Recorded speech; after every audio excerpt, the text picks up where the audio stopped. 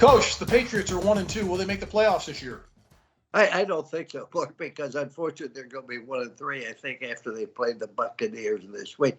But you look at how many good teams there are in the American division. I mean, you can look at the Baltimore. You can look at the Cleveland Browns. You look at Kansas City. You look at Los Angeles. You look at the Raiders, and the list goes on and on.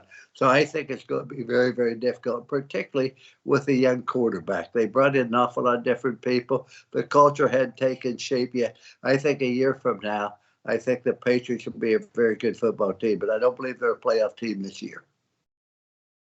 Coach, at 3-0, the Arizona Cardinals. Do you think this team is for real? Does this Cliff Kingsbury offense work for you? Well, it's obviously for real, Mark, because they've won 3 very impressive games, but they have won them in the last second, so to speak. I think they're a good football team. As long as you have Murray, your quarterback, you've got great explosiveness, etc. They have good receivers. The biggest difference between this Arizona Cardinal football team and other ones in the past, I think it's a much better defensive football team they've had in the past. They're not a great defensive football team, but they are in a very, very difficult division. You look at they have the Rams, they have the 49ers, and they have the Seattle Seahawks that have to play those 3 teams twice.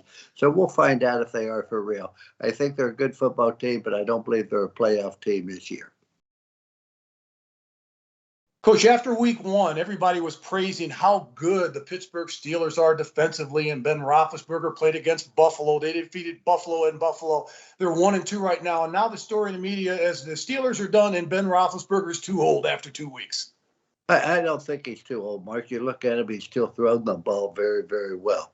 But their offensive line play is so poor. He was sacked. He's been hit like 11 times going back to throw the football. They can't run the football very well, and they did not have a single sack last week.